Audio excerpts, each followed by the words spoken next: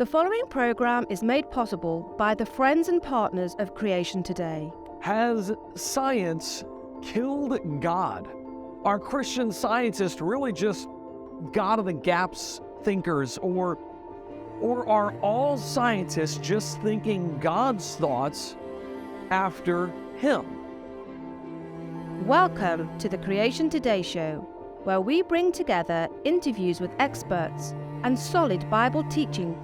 Your host, Eric Hovind, affirms the ultimate authority of God's Word, the truth of creation, and why it matters to you. Guys, the Creation Today show exists to turn your stumbling blocks, the questions, the excuses, the arguments that you have against God, into stepping stones on your journey to see the world from the right perspective.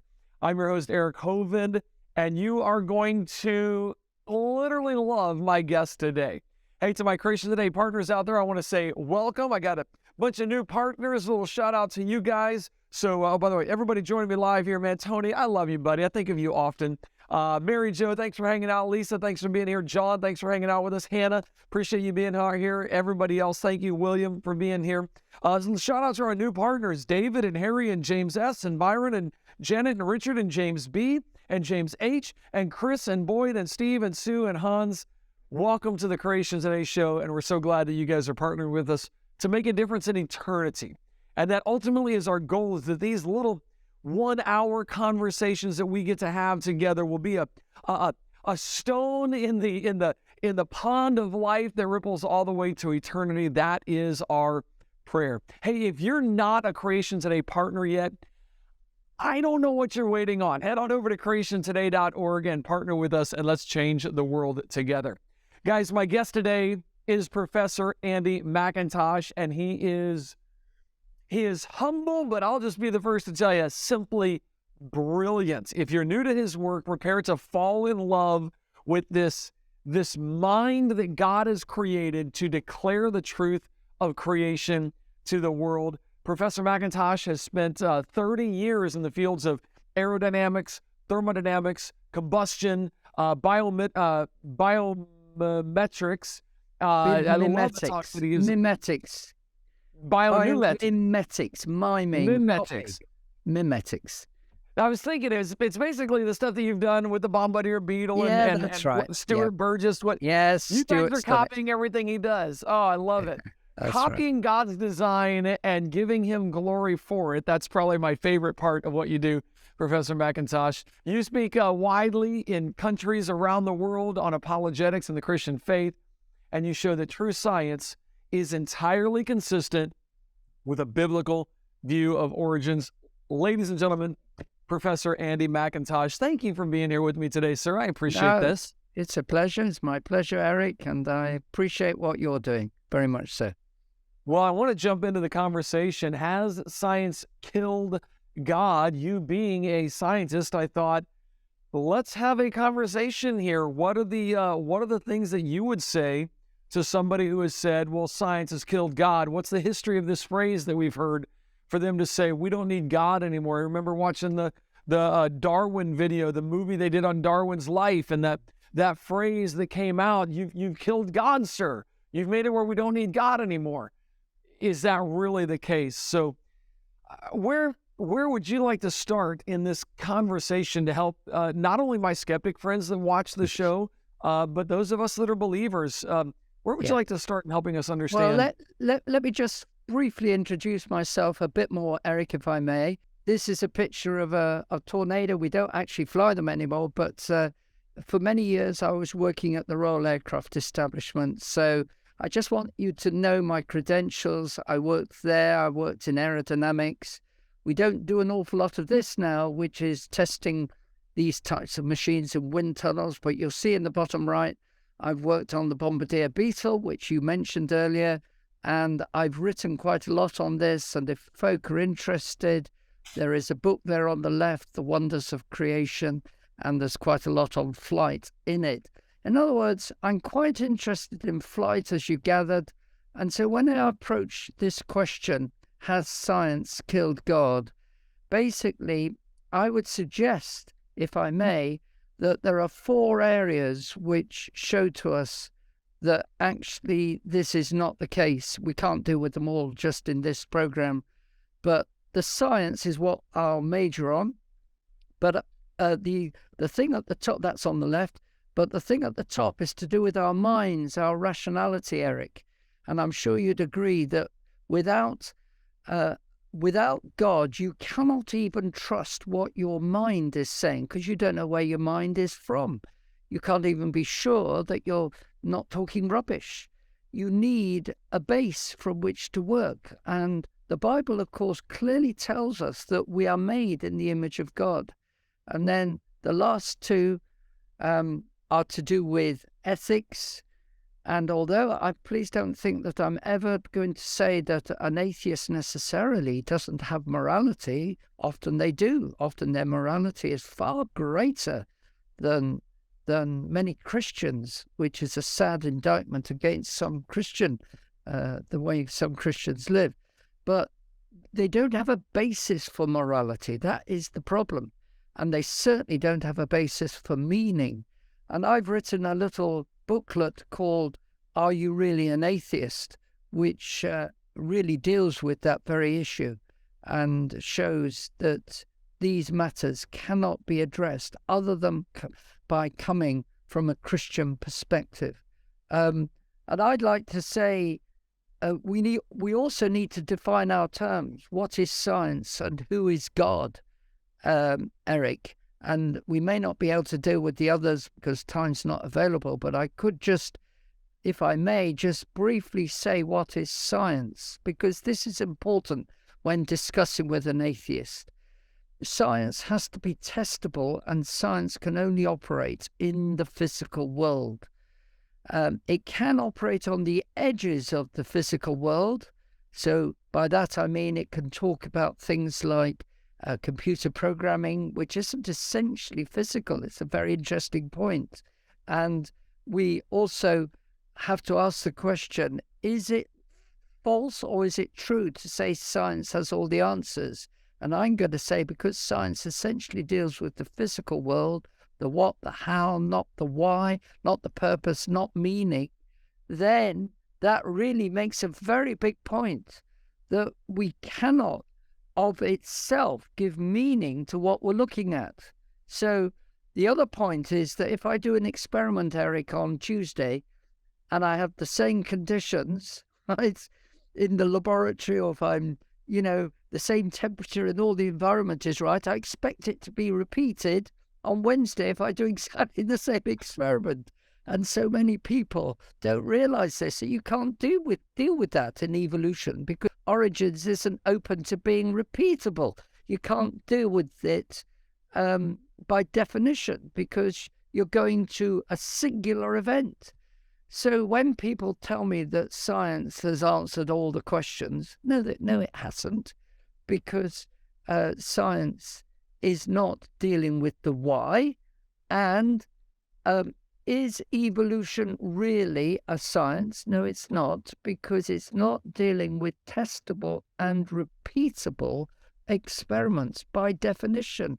The big idea that, we've all come from inanimate matter billions of years ago, that is meant to be a singular event in evolution's thinking. And frankly, you can't go back and repeat it by definition. So now, there is a lot of big issues here. I'm curious what you would say to somebody, because I get this all the time. Well, hold it. Professor McIntosh, you're assuming that evolution deals with the origin of life.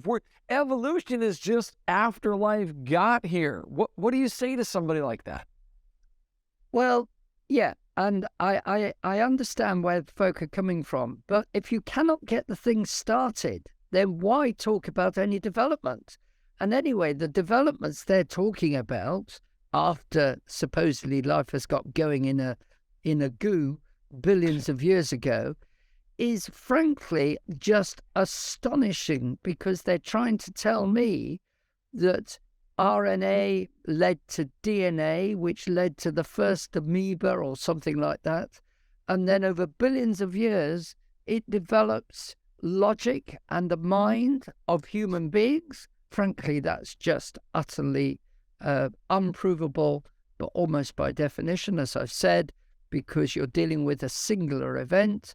And secondly, you are actually begging the question, because mathematics and mind has to be there first before you make something which is engineering in terms of a rocket or anything that we make.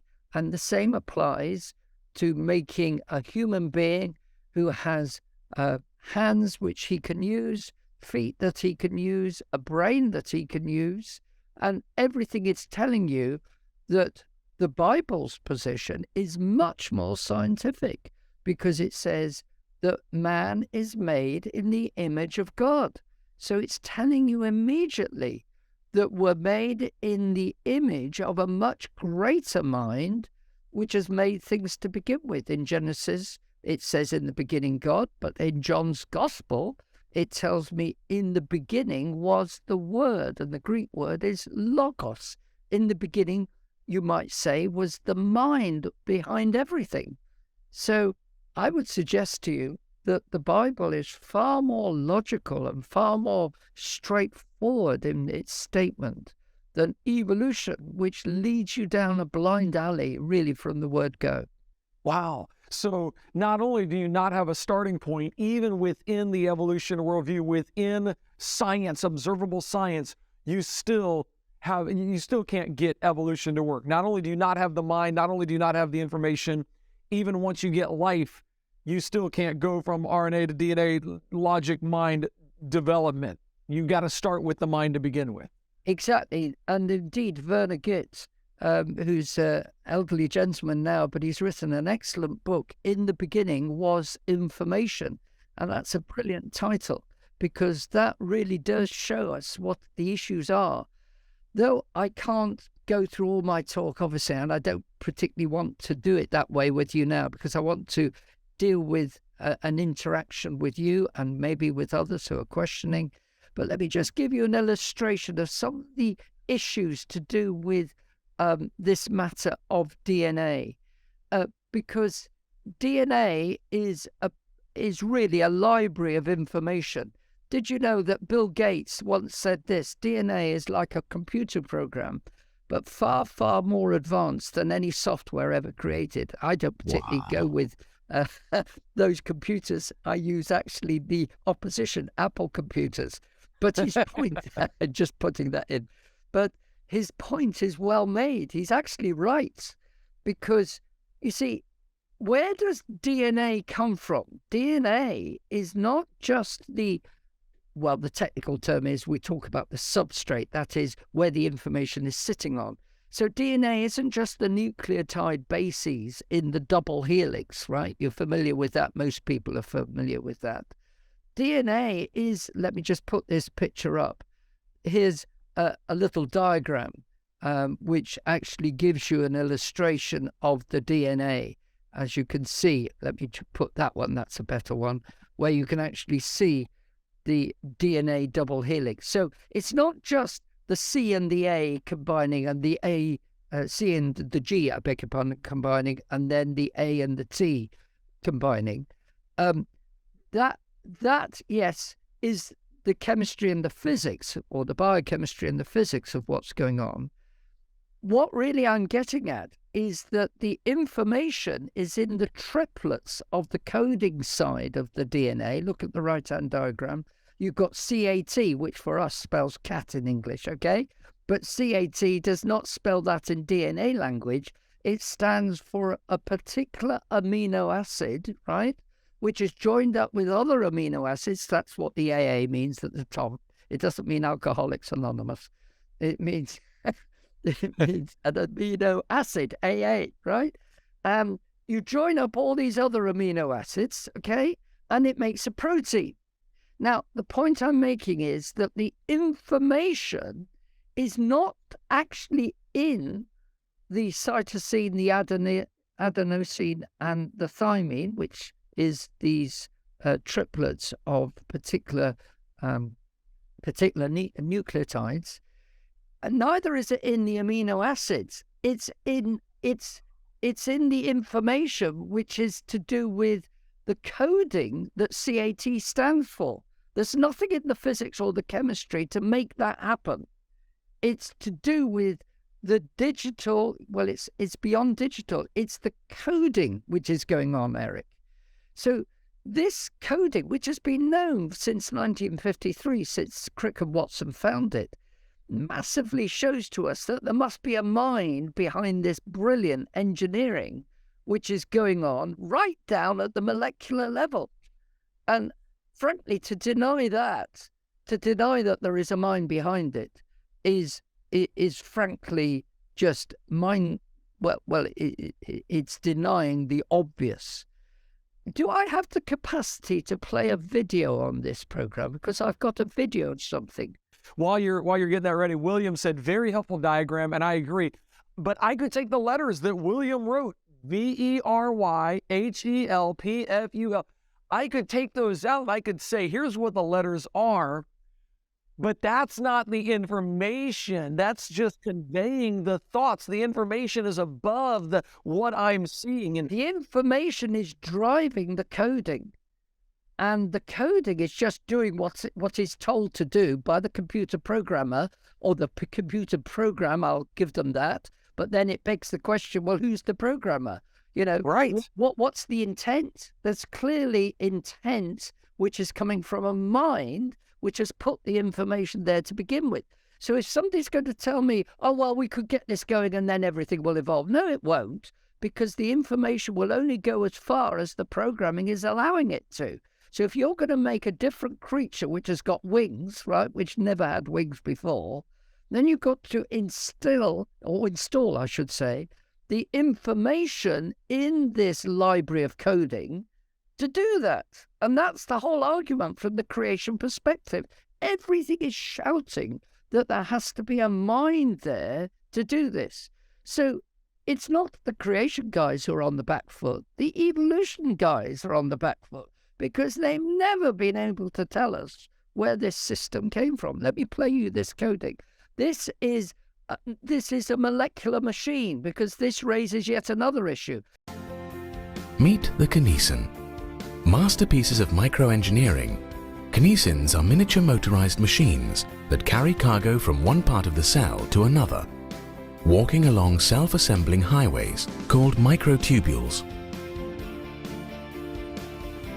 Known as the workhorses of the cell, kinesins have 2 feet, or globular heads, that literally walk 1 foot over another along the microtubule, pulling their cargo to its destination. Each foot possesses 2 special locations called binding sites that interact with other molecules. One site attaches to the microtubule and the other binds with ATP, the energy molecule of the cell. When one foot binds with ATP and uses its energy, the foot flips over, resulting in the walking motion. Each foot has a short neck which is connected to a strand of a long coiled stalk. At the end of the stalk is a fan-shaped tail which holds tightly to the cargo being transported. Now, this is just amazing, Eric, because this is touching my area. Now, my area is to do with thermodynamics. And if you noticed, if you listen carefully to this video, and the viewers who have watched it now, if you want to watch this, you just put in kinesin into Google and you'll find this walking molecule. It's just amazing. If you noticed, it talked about ATP, adenosine triphosphate. Now, there is a motor called ATP synthase which makes ATP, right? Now, adenosine triphosphate is a very unstable molecule, and it will just disintegrate unless it's got other molecules around it in order to keep it in this raised energy state. ATP, as the name suggests, it's got an extra phosphate. It's adenosine triphosphate. So it wants to give off that third phosphate, and that energy has to go down a special pathway in order to be used. And it's going down, I won't go into all the detail, but it's going down a very special pathway on the end of that, where it's walking. It's causing the, this incredible 2 feet to flip over by giving off this energy at a very precise moment.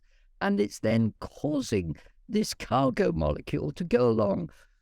They called it microtubules. Well, think of it like a railroad. And the railroad is being made as it goes along. I mean, wow. Who's going to tell me that this is just come about by random accidents? Everything is telling you that there is brilliant, precise engineering, and what's more, brilliant, precise thermodynamic pathways to make this molecule walk as it does. To suggest that this came about by random mutations over millions of years is frankly utter nonsense. And it needs to be called out as such. Not only do you need to get the ATP, the molecules, but once again, having those molecules is no good unless the information that tells those molecules what to do, the programming is... Yes. You really, just like people typing a message, the God of this world has blinded their eyes. So true, Tony, as you type that, you have a message first, and then you want to convey the message. You use a code to convey the message. And in the same way, you're saying the evolutionist needs to understand they're trying to say the code came about and then invented somehow a message. And that's the opposite. We've got the message first and then the code to deliver it. Exactly. So everything is telling us that there is a mind going on here, which has made not only I mentioned the DNA to begin with, and that is an amazing molecule in its own right, okay? And by the way, in order to make the DNA, constantly cells are copying the nucleus and copying the DNA, and this copying is going on all the time. And in order to do that, they've got to have ATP to actually make the extra phosphates, right? And to build up the DNA. So ATP is being used not only for the very molecule, which is storing all the information, but ATP is being used in the kinesin, right? The walking molecule. And it is made by ATP synthase, which is yet another motor, right? And the motor is coded for by DNA. So you've got chicken and egg situations here, right down in the biochemistry. Now, forgive me, I'm not actually a biochemist, but I do understand thermodynamics and thermodynamic pathways.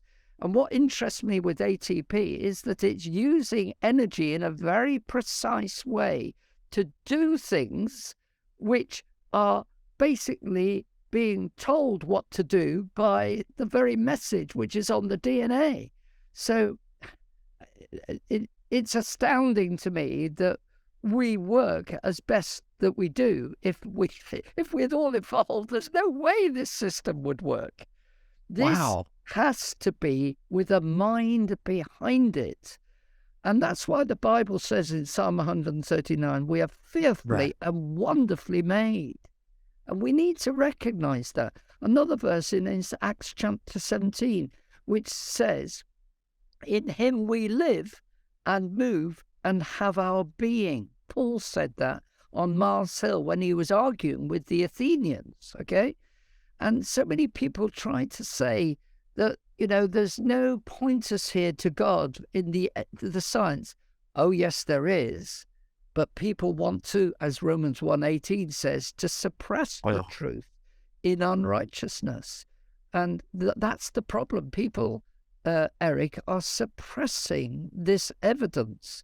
Now, I can't force them to accept the evidence. God needs to open their eyes. But may I suggest that there is no lack of evidence for God.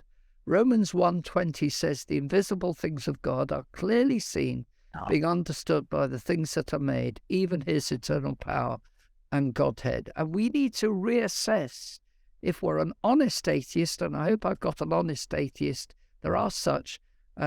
You might not think so. I think there are some who are prepared to be a bit more honest. Thomas Nagel from New York wrote the book Mind and Cosmos, and he admits that, frankly, he's not a scientist, he's a philosopher, but he admits that the evidence like the bit that I've just been showing really points the other way. And he's frustrated that he can't justify his atheism, and he's got rapped over the knuckles by other philosophers for, giving airtime to the creation argument. He doesn't quite say the creation argument, but he does say the design argument. And friends, I and Eric here, I really think we need to carefully use these bits of reasoning, not thinking that God will immediately open hearts. It's his affair to open other hearts. But I do think we need to be, as 1 Peter 3:15 states, to be ready to give an answer for the hope that is within us. And as a scientist, I delight to actually show the evidence which points towards God. Can I give another bit of evidence, or have you had enough? Well, no, I'm looking forward to way more evidence. Here's the problem. I got to let my social media people go right now. So if you're joining me on Facebook or YouTube or listening to the podcast or watching by way of the television program, thank you guys for peeking into the Creation Today community for a few moments. We're going to go on with Professor McIntosh, and if you want to hear the rest of this or get access to all the amazing programming that we do, just come on over to creationtoday.org and just partner with us. We don't set a limit. You just partner with us for whatever you want and help us reach the world. If you're here and you're an atheist, man, let me tell you, you need to get in touch with and watch Professor McIntosh's conversations about this and other things that we'll go into. He's got a lot of stuff out there on YouTube that he's done. You can watch it there for free, some of the talks that he's given. Professor McIntosh, real quick, to my audience out there that has to leave us right now, what's the one thing that you would recommend them getting a hold of? Or I love getting your emails, letting me know when you're home safe and about your travels. How should they get in touch with you and keep in contact with you? Okay, the best way is, if they want to seriously go on to my to pray for me, then I'd prefer it to be filtered, if you didn't mind, Eric, through you. So if they could contact you or your secretary, and then if you're happy, then that can be passed on to me. Obviously, I could have every Tom, Dick and Harry if I'm not careful, if I give out my email. But if they could contact Eric here, and then Eric will use his discretion to pass that on to me, and I can have you pray for me. But if you're just interested in following my science and you're not particularly wanting to get involved in supporting my own ministry, then that's fair enough. But I've written some books which I advertised earlier. One of them is Wonders of Creation, which I wrote with Professor Stuart Burgess. And you're welcome to get hold of that. Master Books publishes that. I did show it earlier. I can just show it again. It's here. Here we are. This is on my screen now. I don't know whether you can see that. But you can see my own book, Genesis for Today, on the right, the Stuart Burgess's book, Hallmarks of Design, in the middle. And on the left is the book, Wonders of Creation. The version that you can get hold of in the US, it's better to go to Master Books. They've got a US version where they've translated it, Eric, you'll love this, into American English. No, when I read your articles, I read them with a British accent. I love it. It sounds so much better when I read it in my head with your voice. It's wonderful. Well, if you want the English version, you'll have to pay a bit more to have it shipped over from day one in the UK. So there's a few little things which have changed, Oh, I love it. Yeah, well, you mess about with the English language. Thank you guys for joining me today. Next week, we've got a great show for you. If you can join us right here live at noon, we love it. It's going to be with Tim Chafee, and we're taking on giant speculations. What's up with the Nephilim? Let's explore that a little bit here this next week together. Look forward to seeing you then. Until then, man, if you're not saved, you need to trust in Christ as your Savior. Go to creationtoday.org/gift. If you are saved, come on, let's work together to reach the world with the gospel of Jesus Christ, the one thing that can absolutely change a person's eternal destiny. Come on over to creationtoday.org. So I'll see you guys next week. Until then, share the gospel of Jesus with someone you know or that you don't know. I don't care. Just share the gospel of Jesus.